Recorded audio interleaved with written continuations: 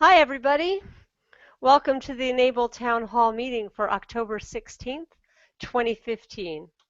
This is the weekly meeting where team leads and community members are able to update the community on what's been happening.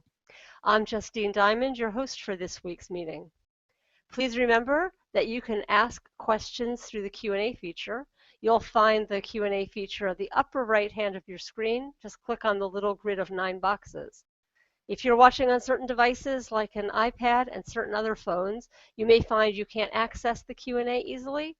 Questions can be posted to the event page for this broadcast in the comment section. And we'll try to monitor both as we go on, and if we don't catch it during the broadcast, we'll answer that question separately and we'll list it there.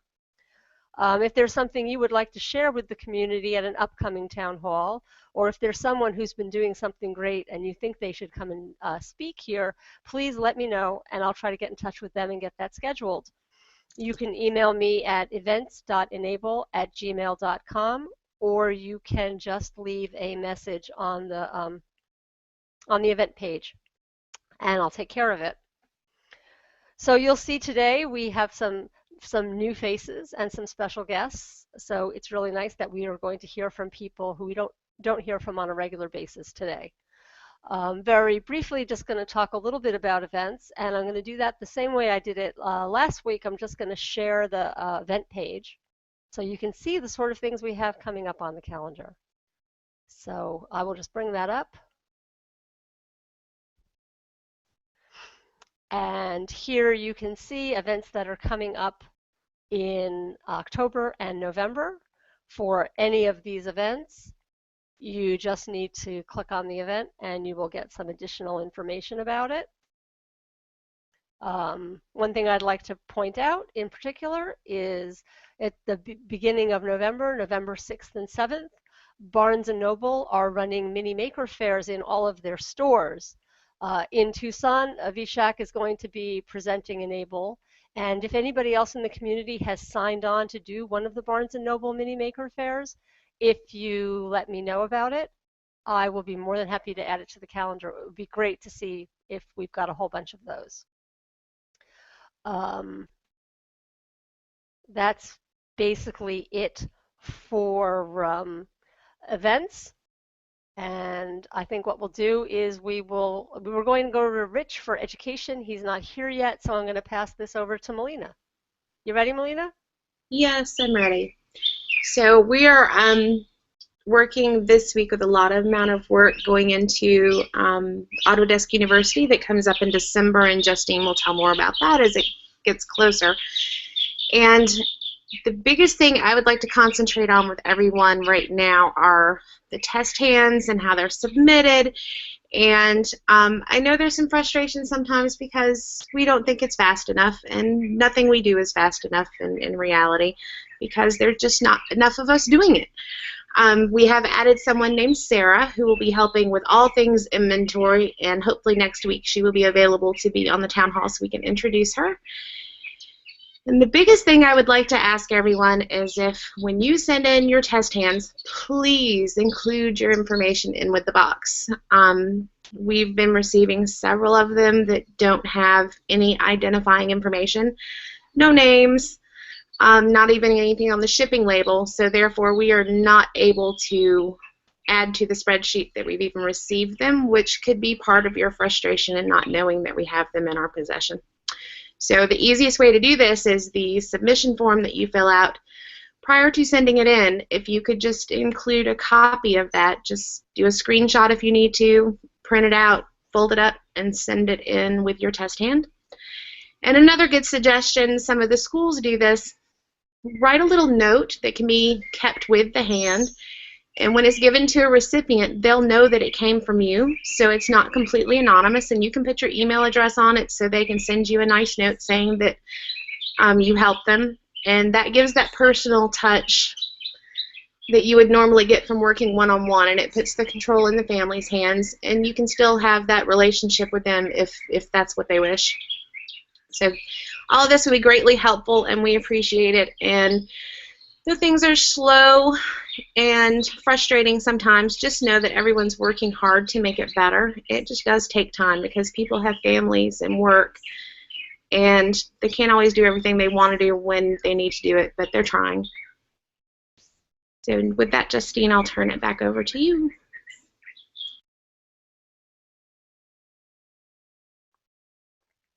Thank you very much. Yes, it's important to make sure to include things, labels. I saw a post just this morning from European matcher saying the same thing, that, hey, I have this hand and I have no idea where it came from. So please be sure to include that. And speaking about Europe, we have Thierry Ockidam with us today from France. He's done a bunch of stuff there. And if he's ready, Thierry, you can update us on what's been going on with the French stuff.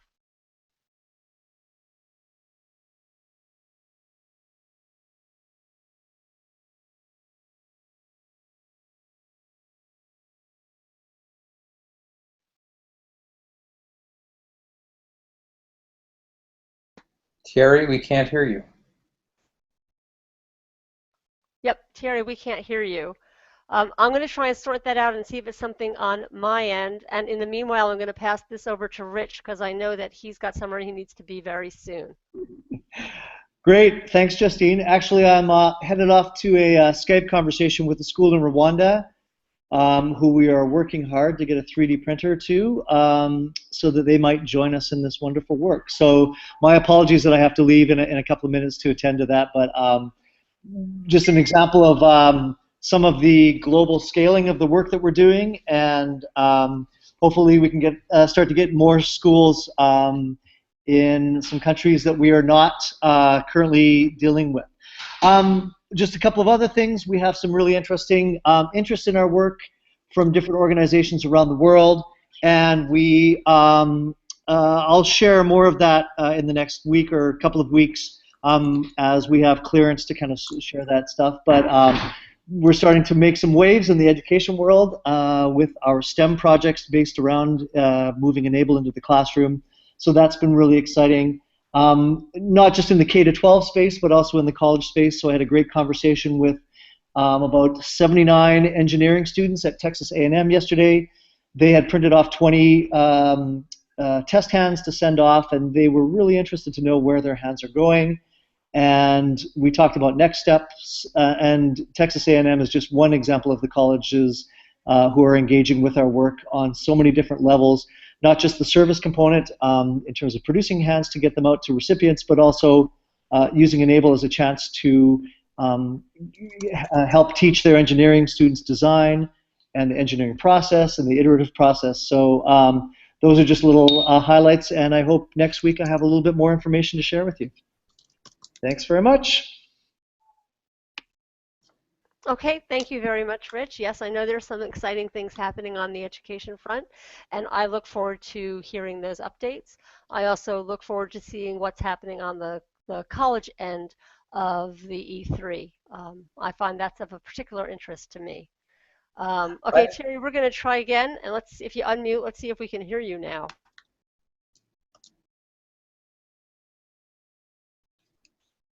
No, we still can't hear you. I would suggest try leaving and coming back to the Hangout. I'll send you another invite, and we'll see if we can't get this sorted out.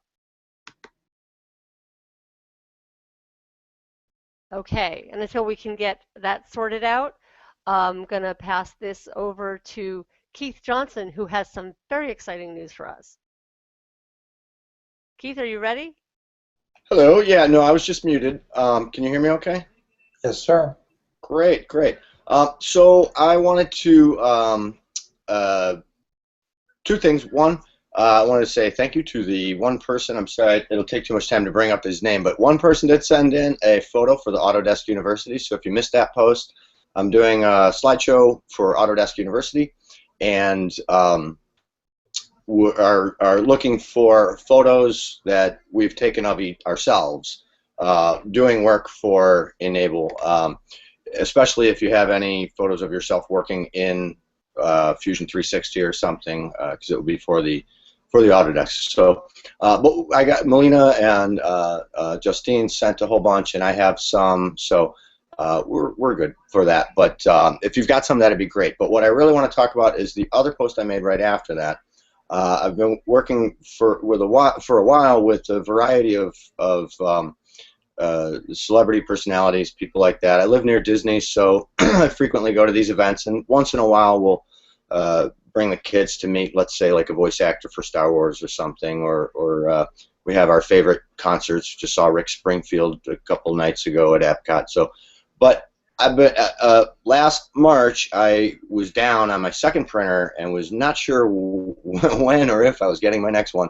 So I started talking to Melina a lot more, and she got me involved in a whole bunch of different projects, little things that are helping out that have nothing to do with actually printing the hands, but are crucial to what we do.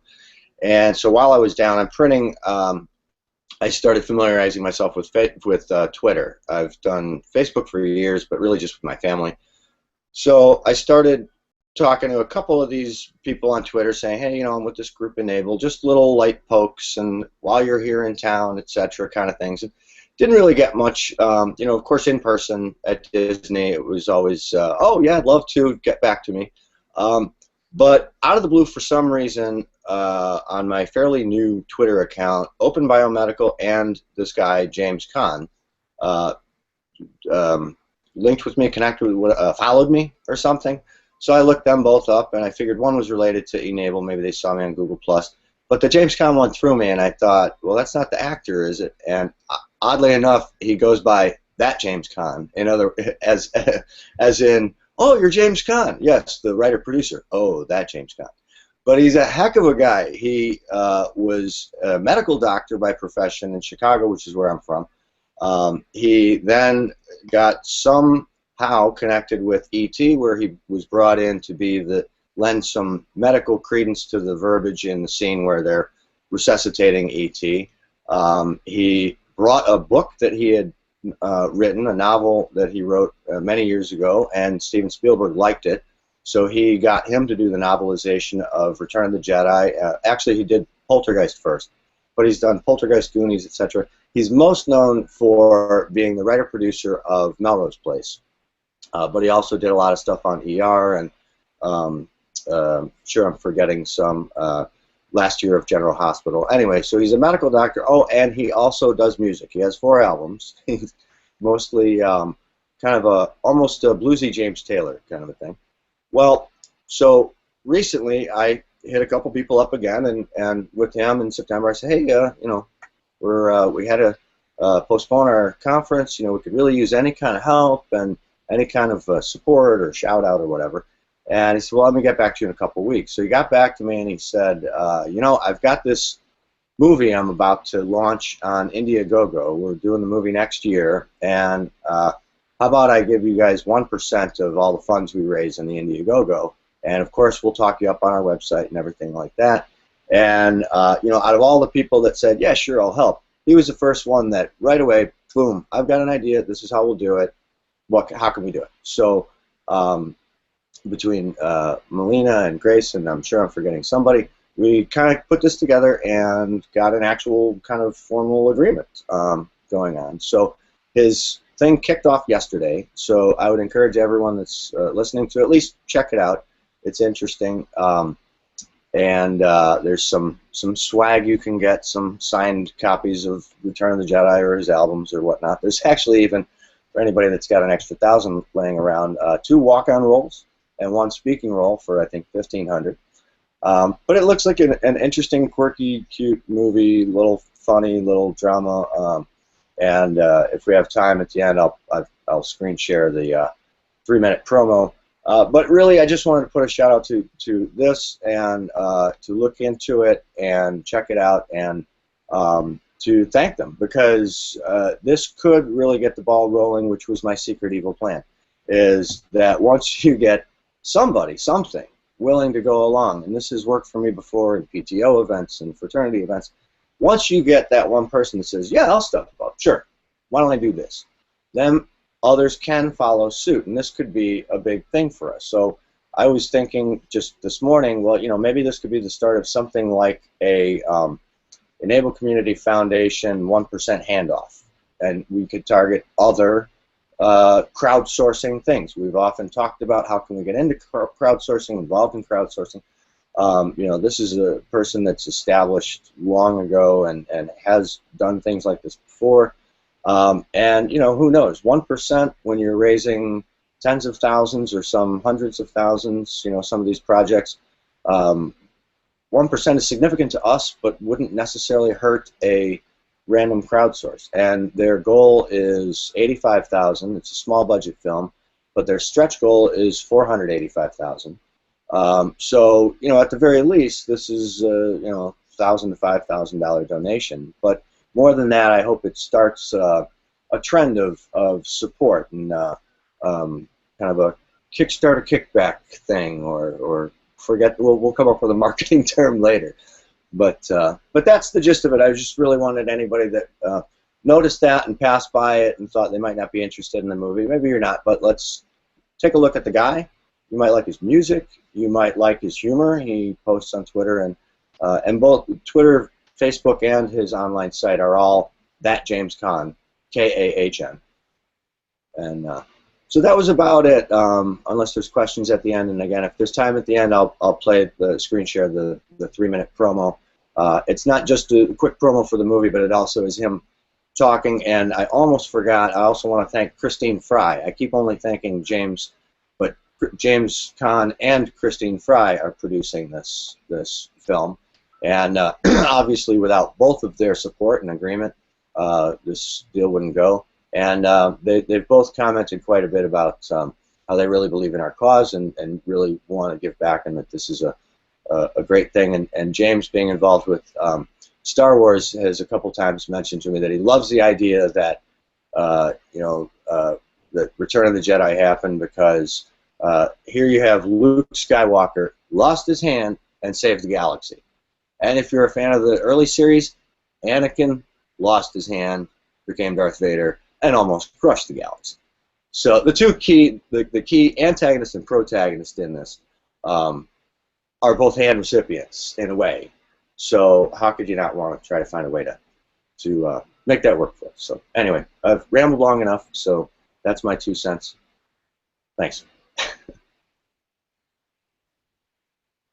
Okay, thank you very much, Keith. Keith mentioned the promo for the movie. It's hard to play a promo over a Hangout, but what we'll do is, Keith, if you could put a link to that in the comments on the event page for this Hangout, that would be great.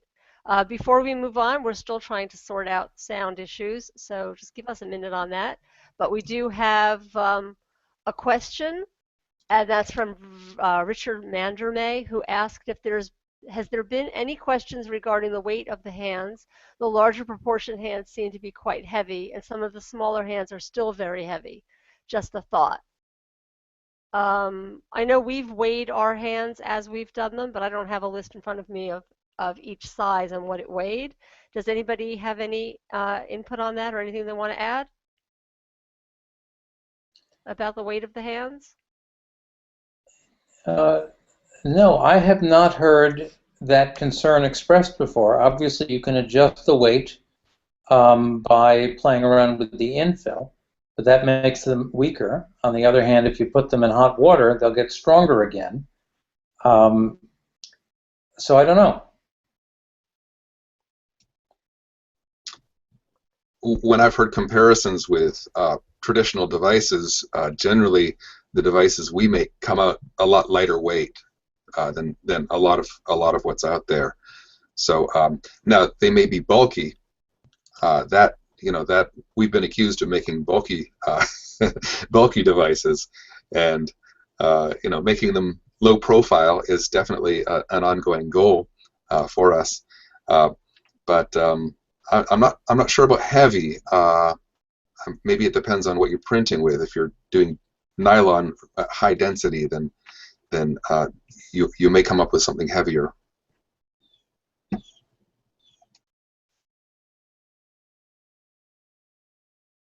Okay. Well, Peter, while we have you, do you want to just do your update while you're there on the screen? Sure. Yeah. I was the R&D Hangout was this week. It's bi-weekly. It's also past my bedtime, so I've tried to make it to them, but I usually fall asleep about 30 minutes. Being on the East Coast doesn't really help me there. But I did watch it afterwards, and Dean Rock had some interesting things. I think that's his name. Dean had some experimental flexible fingers. They tie into the osprey hand, but they don't have any mechanical components. It's all flexible. And he had made a low profile tensioner style bracer, kind of like you see on the flexi hand. And so it was an interesting hybrid, and I'll be curious to see if those fingers can be made squishy on the gripping surface, and how well they'll pick up objects. Let's see. Les Hall had a mechanical device for giving mechanical feedback, so that when you grab onto something with your device, that there's actually a force where the finger would a force on your skin. So talk about incorporating electronic type feedback. Well, I thought it was really neat that Les was thinking about simply a mechanical feedback that would give the user some idea about the position of their fingers or resistance that they're feeling. And he also had something electronic that it's a small electron, like a microcontroller, that communicates two ways with your telephone, with your smartphone. And I didn't understand a lot of what they said, but but it looked great. And golly, if you're going that direction, that's really cool. John Diamond had some interesting an OpenSCAD he started with OpenSCAD and then made some G-code for printing multicolored logos. So if you're doing logos, he had a Superman logo that looked just fantastic, and he had worked in the G-code so that it would print part of it, and then there would be a pause, and I'm not sure if like the Z jumps up or something, and then you switch filament, and then you start up the G-code again, and it does another color. And I'm sure it's been done many times by many of you before, but it was new to me, and I thought it was really cool. I just got an email from Megan Coakley this morning, and she brought up something that I've been thinking. You know how the devices that I make, not to brag, but they look really nice. They're smooth, and it's because I print in ABS, which when you print with it, it looks a lot like PLA. But if you can put it in an acetone vapor treatment, you can smooth the surfaces, and it looks really good, and the mechanical surfaces get all smooth, so everything's really smooth and cool. And she was asking me about that, and then she also brought up something that I'd heard earlier, and I'm ready to go on, but I haven't actually experimented with. It's ethyl acetate, and I'm wondering if anybody has had any experience with that. It is it's also volatile, and it will work on PLA. There's not a lot of information out there about it, except the toxicity is about the same as acetone. You don't really want to inhale a lot of it, but it's not like sulfuric acid or something like that. It's not going to kill you outright. So ventilate and precautions. But this process should be about the same as what I've been doing with acetone vapor. It's more expensive than acetone, but it's not ridiculous. It's like 3 times the cost, which is not a lot. Acetone is really cheap, and ethyl acetate is not too bad. So anyway, we're thinking about that, and I'm gonna put out another tutorial video, because my protocol for doing acetone vapor treatment has changed a little bit. It's gotten a little bit. You start a little bit cooler, and it's just as quick, but it's a little bit more manageable if you line things up right. So anyway, that's my report for this week. It's cool.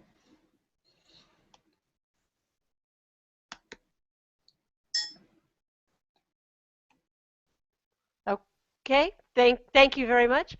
Let me just double check if there are any questions, any additional questions.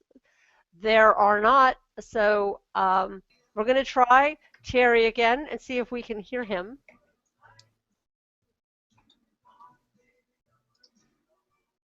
But I still can't. Let me just try one thing.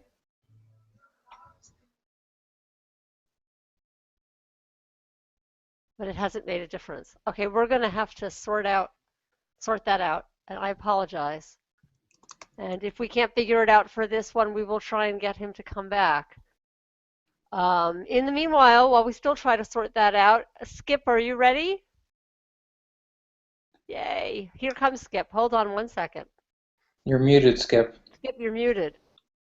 Okay. Can you hear me now?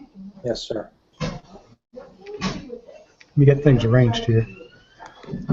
I'm Skip Metz. I'm a retired engineer at the RIT, e-NABLE Magic Act Lab. And we've been working on ARMS.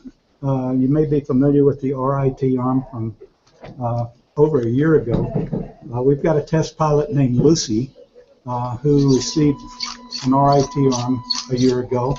And there's some things that we knew from the beginning that could be improved. It turns out that ARMS are a little more tricky for volunteers without clinical training to successfully do.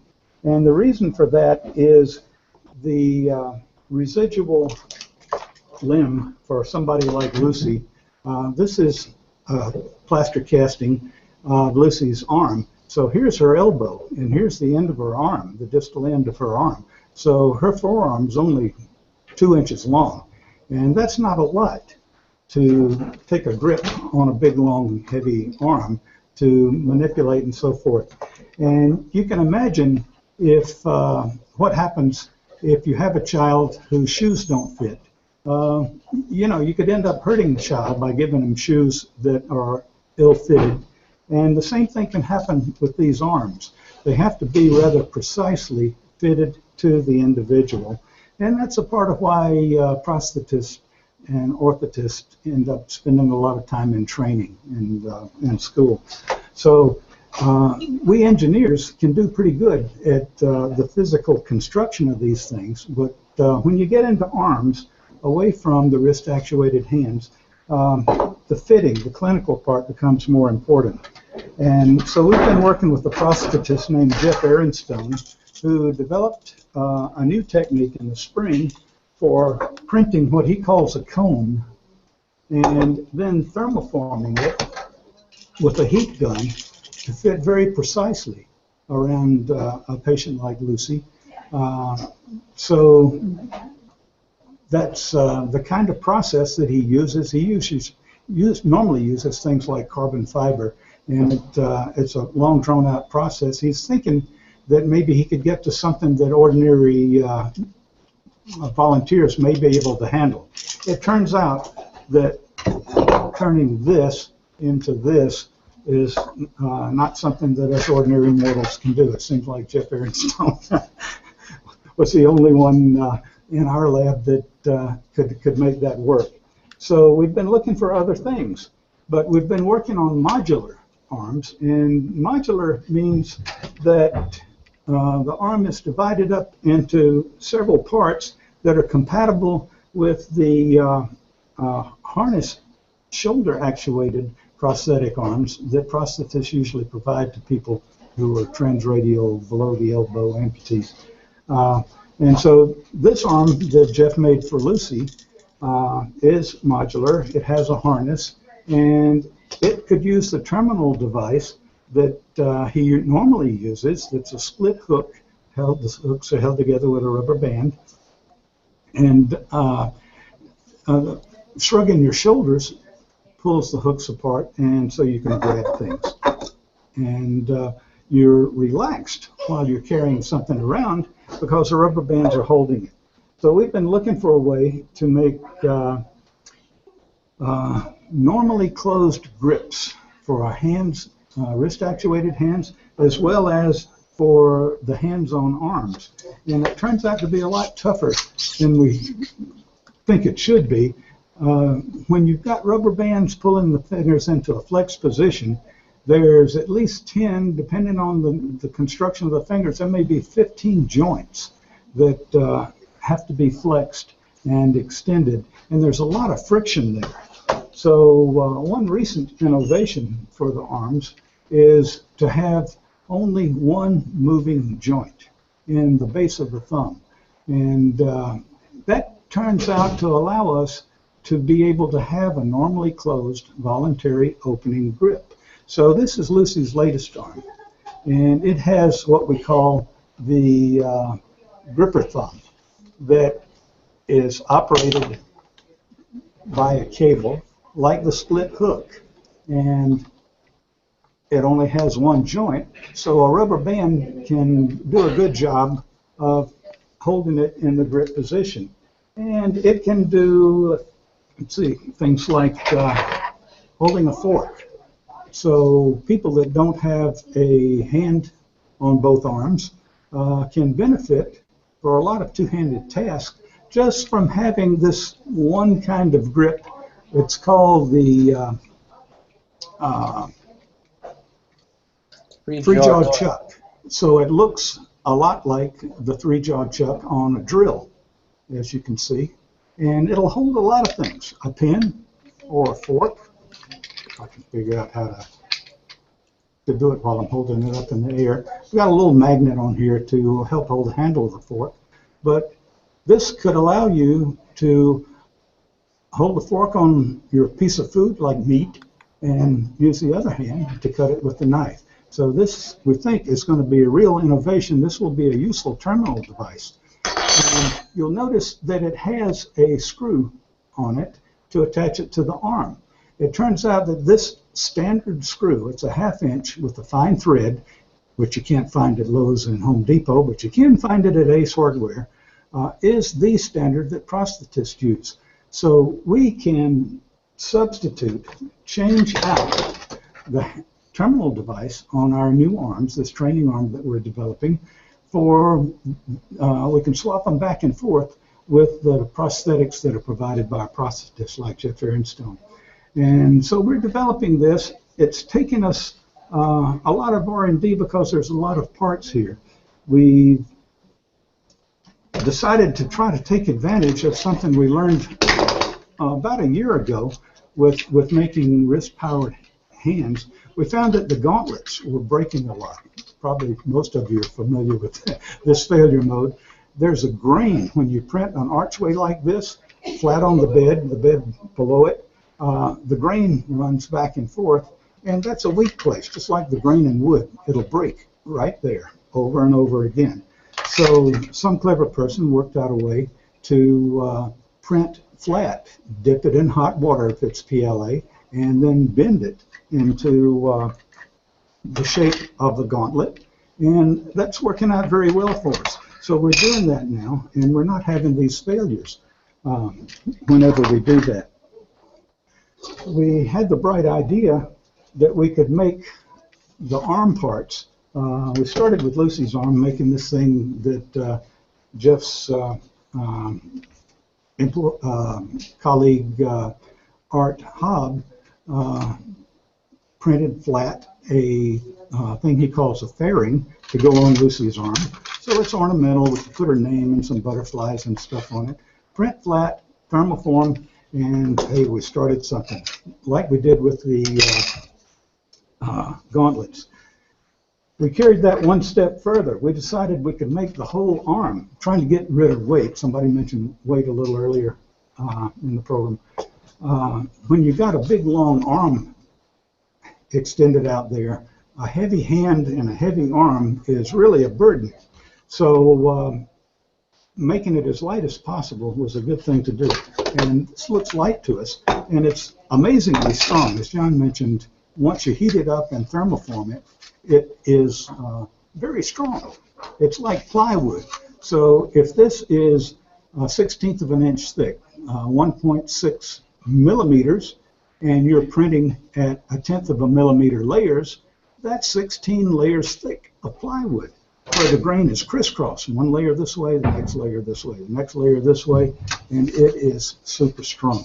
So the problem we ran into is, how do you make a big arm fit on an ordinary home printer? And we played around with some ideas. I think Ivan Owen was the one that gave me this idea. Puzzle pieces can be fit together very nicely and can be very strong. So I made a pattern, male and female pattern, and so flat pieces of plastic can be fit together, and they can be held together with plastic rivets that are made from filament. And then you can make a big puzzle out of smaller pieces that are within the range of printers. And what you end up with is an arm that has rivets holding the pieces together. And these are a printable size. So we're developing instructions, working out the techniques, trying to make things sturdy enough so that these can be safely put on kids. But the whole modularity thing, let me just use Lucy's arm to show you how that works. There's a cable that could be operated by a shoulder harness, or in this case, Lucy likes the one that just pops on and off her arm without the shoulder harness. So it is held like the RIT arm with a Velcro strap around the upper arm, but the new arm has a Velcro strap around the little small residual forearm that's holding the whole end of the arm. And it turns out that we believe that we can have volunteers thermoform an arm of this design. This is Lucy's elbow, remember? And you can see when you've got just this taco shell kind of construction on the bottom of the arm, all that's necessary to make that fit her little arm perfectly is to fold it down like tabs on behind the elbow and fold it like tabs in front of her arm, and you get a good fit. And so we think that's the wave of the future. It hasn't really been tested yet. We haven't even really gotten to the alpha testing yet. We're working the bugs out of the design. And over the course of the next month, we're going to be doing alpha testing. And by that we mean we're going to have volunteers who have already made arms for kids. Variations of the RIT arm have been made all around the world. And you'll notice that this arm looks a lot like the arm that Christian Silva did in Colombia, South America, that he calls the flexi arm. But one difference is the Velcro straps on below the arm on this design, and that allows us to get this really good fit on the user's forearm. So all of that goes together. The cable needs to be removable, disconnected with one hand, so we're working on a closure for that. The terminal device can be removed by pulling a pin and giving it a twist, and there you go. You've got a bayonet kind of insert, twist, push the pin back in, and that is secure on the arm. But this terminal device also just screws onto the quick disconnect. So you can use this arm with the quick disconnect and the Hosmer brand prosthetic hook, the split hook that's normally driven by a shoulder harness, can go onto Lucy's arm if she wants to and be driven by her elbow. The hinge is really critical. You've got to be sure that your hinge goes exactly on the pivot point of the elbow. And you can find that by a feature on an elbow that's called an epicondyle. And let's see, how am I doing? I think I'm running over time. The epicondyle are the little bony bumps on each side of your elbow, and that defines right where the pivot is.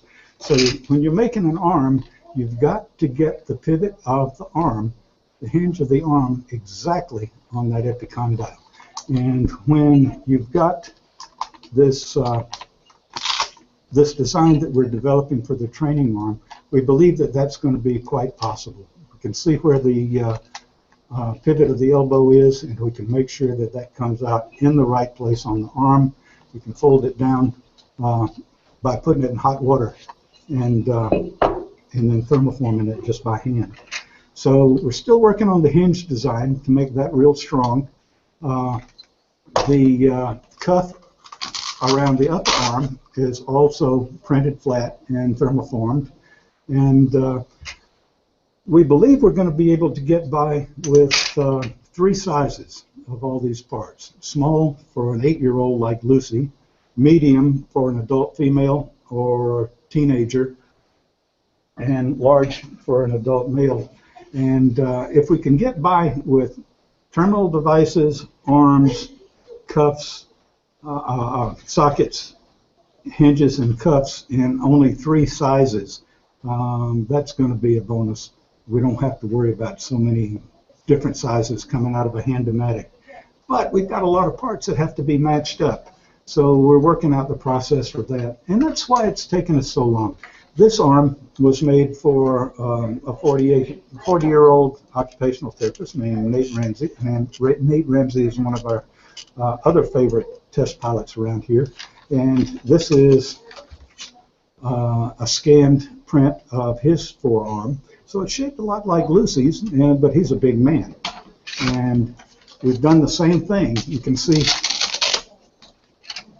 how thermoforming to fit around his forearm is doable, we hope, by ordinary human beings without going through a process training. And the terminal device is the large size instead of the small. And we have the quick disconnect for the gripper thumb. But we also have terminal devices that are devised from e-NABLE hands. You might recognize this as the new Phoenix hand by Jason Bryant. And it's got the little rubber bands that were pioneered by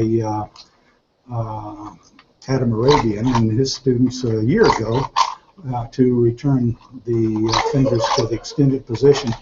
But you can create an adapter to take an ordinary, this Phoenix hand was made by a friend, John Diamond, and we designed an adapter to fit it with a bolt with the right kind of thread to fit into our modular system. So that's where we are.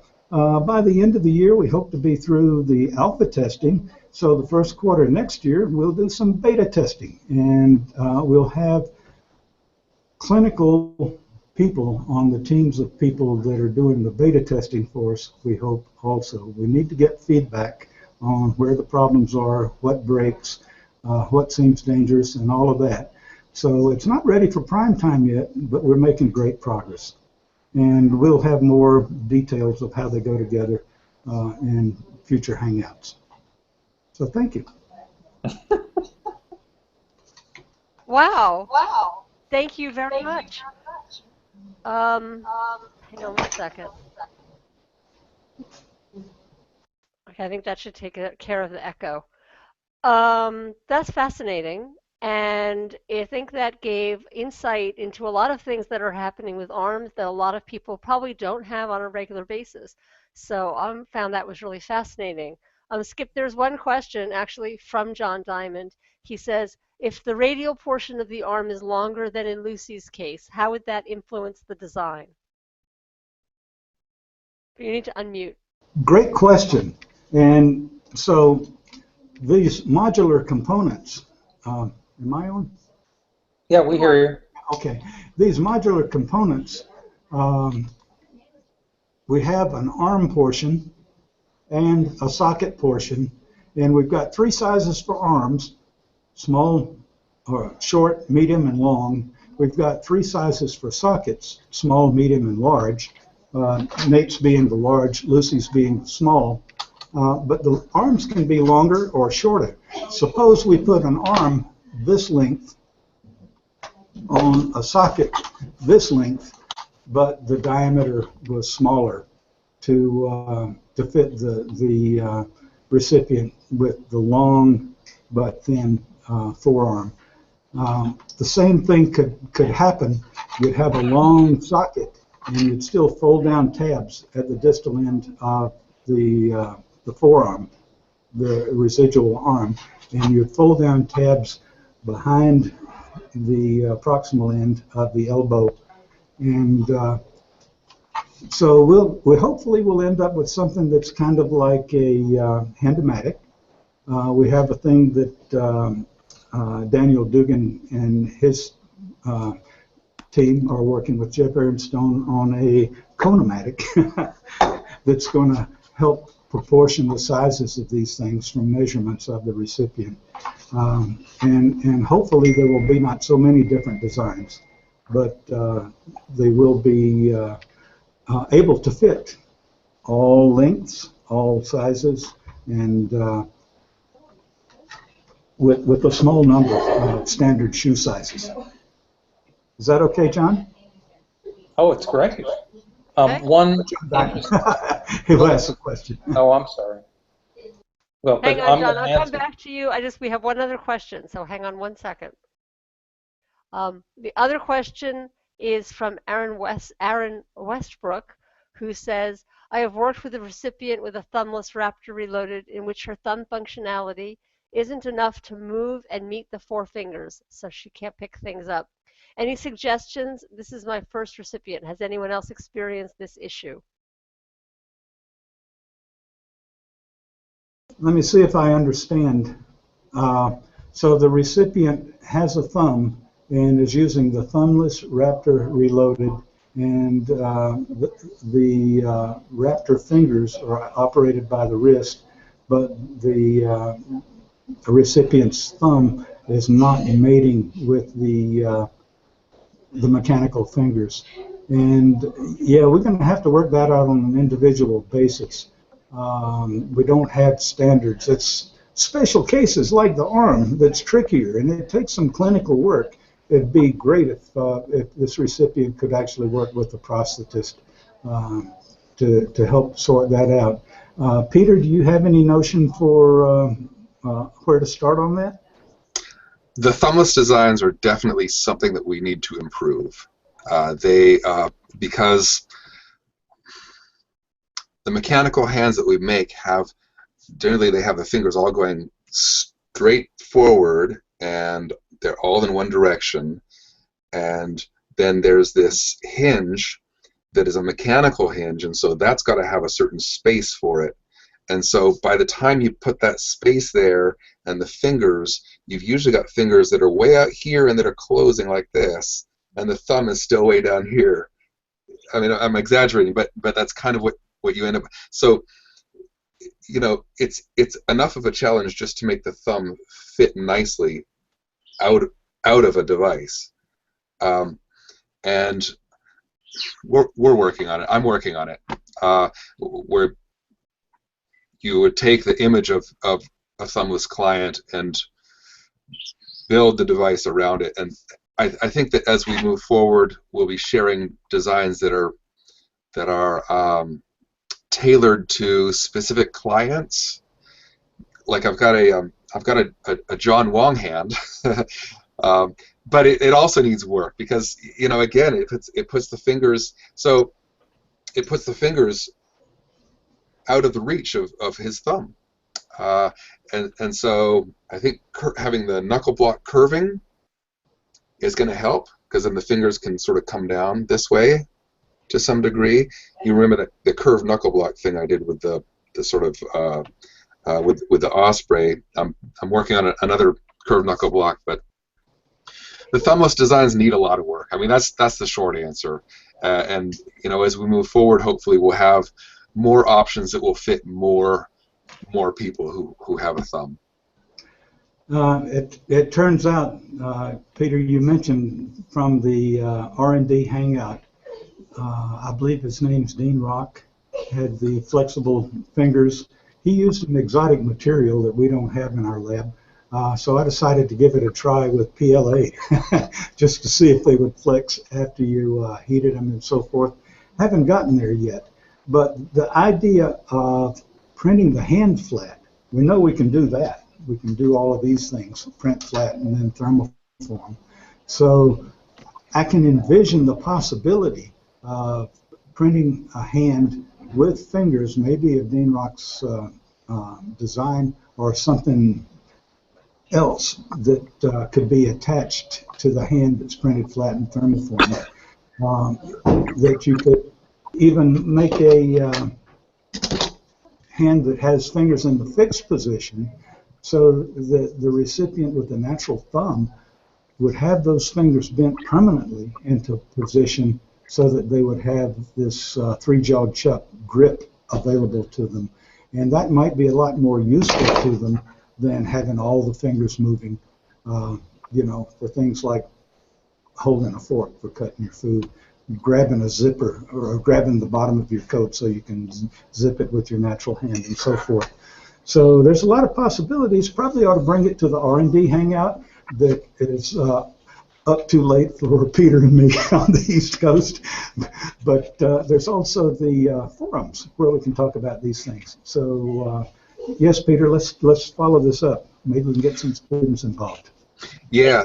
Again, the problem is that the first knuckle block takes some space, and so, you know, I think the flexi hand design might have some potential there, in that it would bring that first knuckle joint, that first joint of actuation, closer to the thumb. Anything we can do that is going to improve that, that's going to bring that closer down to that thumb, is going to be a very welcome development. And Eric, for now, you may want to try a Cyborg Beast because it only has one hinge. That's what my son uses, and so far it's the only one that he's been able to get real function out of. It does take a lot of practice, and I won't say it doesn't, but with practice, he can pick up spoons and forks and combs and coffee creamers, so smaller items. So it's something to try because it just doesn't have that extra plastic that gets in the way of the thumb operating. Something else, just because this has all come up, I haven't talked about it that much. It will probably be next week. I am in the process of putting together some design challenges, some of which will be released to the community at large, and some of which will be rolled out at Autodesk University. And a couple of those challenges actually revolve around redesigning hands and making them suitable for some of the more common anatomical differences that we see, such as residual fingers and fused fingers and thumbs. So watch space, because there will be quite a bit of discussion about that coming up. And additionally, I may be reaching out to some of you for input, advice, feedback, that sort of thing on exactly this issue. And we have just come up, Julie Burke has just posted a question just as I was speaking. She says, have you tried making a separate orthotic brace for the thumb that would be functional, i.e. to put it in either a functional position? Google suggests abduction opposition with alignment with the pads of the fingers, to, or possibly make an orthotic thumb that would bend in a similar way to a normal prosthetic printed hand. I was thinking the same thing, that a mechanical brace on the outside of the thumb might help position it so that it would make contact with the fingers. Hi, Julie. Well, and something to think about with the kids that have a thumb, their thumb operates a little differently than ours do because they're used to making the pinching motion. So you have to consider their movement because they've learned to use it a certain way, and it's a little different than what all of us do. Good point. Okay, I'm going to go back and check the Q&A, and while I'm doing that, John, do you want to update on some of the stuff you've been up to this past week? Well, sure. I think a week ago, Jeff Aronstone and I were in San Antonio. We were extremely well received by the Association of Orthotists and Prosthetists. It turns out Charlie Dankmeyer, the president of the association and one of the sponsors of the original of our conference in Baltimore last week, gave us a really strong introduction and endorsement. And it was really very helpful to have him telling his fellow professionals that we're the good guys, not the bad guys. As you know, we've been walking a fine line between offering new options and alienating prosthetists and orthotists who recognize that we are developing a different product at a very different price point, and the implications of that are still being sorted out. But we're working together, and I think we're working together well. We also got offers of assistance from a number of professionals at that conference. So that was really good. It was really good. The week before, I had given a talk to the Canadian Association of Orthotists and Prosthetists, and there were a few people who were actually quite sort of upset by our disruption and the fact that we were reinventing some wonderful techniques that they've developed over the course of 150 years. We wish to learn from them and have them on board, and so that was well reinforced at that meeting. Since then, we've actually been doing a lot of background work in organizing the foundation and our processes and coordinating with our funders and getting our plans together, and that's actually just a lot of hard work that's been led really, really well by Grace Mustali. And so we've been going through that drill. Next week, I'm going to be in New York City, and I'm actually going to be meeting with some FIRST Robotics people. I may even get to meet Will I Am, who works with 3D Systems and FIRST Robotics. And so any of our people who are involved with FIRST, I would actually be interested in hearing that, because I want to explore those relationships going forward. From New York, well, actually, I'm going to fly to the Rochester airport in order to fly back to New York, in order to fly to Lisbon, Portugal, where I'm talking about e-NABLE to an academic conference on human-computer interaction. And that's the story. A few weeks later, I'll be in San Francisco, and a week later, I'll be in Louisiana. And I mention these because these turn out to be really good opportunities for me to meet and learn from our various volunteers in those places. So if you have a good excuse for a rendezvous, by all means reach out to me. I've become sort of a wandering storyteller, but it's your stories I'm telling, and I really would love to get a chance to meet with you.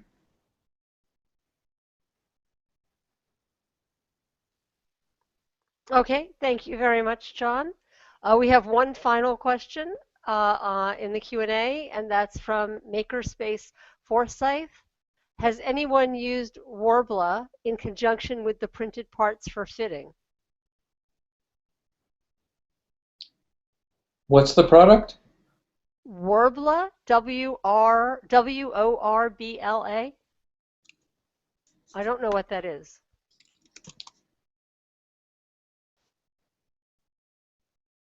Oh, it's a thermoplastic for craft. I think the short The answer is on no. that is we'd have to look into it and see, but that doesn't seem to be what the case is right now. Well, we are nearly at the end of the hour. I am very sorry that we couldn't bring you Thierry. We are going to try and fix that for next week. Until then, we'll see you next week, and happy printing.